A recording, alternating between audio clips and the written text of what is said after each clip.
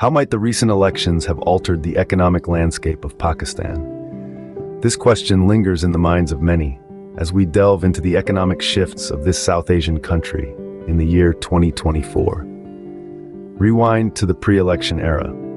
Pakistan's economy struggled with a large current account deficit, low reserves, and high inflation. The country had taken the 22nd bailout from the International Monetary Fund, which brought with it stringent economic reforms.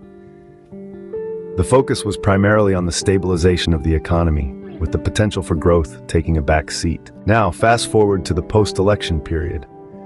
The new government's policies have begun to take root, but the question remains, have these policies brought about substantial change? The answer, much like the situation, remains complex. While there has been a reduction in the current account deficit, inflation continues to be a significant challenge. Economic growth remains sluggish, with the country still heavily reliant on external financial assistance. In this evolving economic landscape, investing in Pakistan presents a unique set of challenges and risks. Four particular business sectors come with a higher degree of risk, and caution is advised for potential investors. The first of these sectors is the textile industry. Despite being the backbone of the Pakistani economy, the textile industry is plagued by numerous issues. High energy costs, outdated technology, and a lack of skilled labor continue to hamper growth and profitability. Next in line is the agricultural sector. Pakistan, being predominantly an agrarian economy, heavily relies on this sector. However, low yield per acre, water scarcity, and outdated farming techniques pose serious threats to the sustainability and growth of this sector.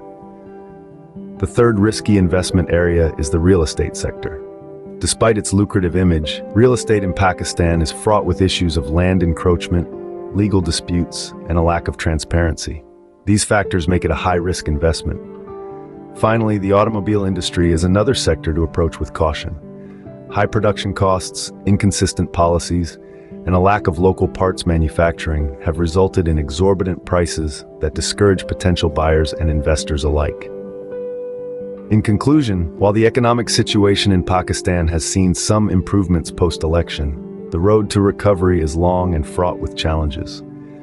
The textile, agriculture, real estate, and automobile sectors in particular pose significant investment risks. As always, it is crucial to conduct thorough research and due diligence before diving into any investment. Remember, an informed investor is a successful investor.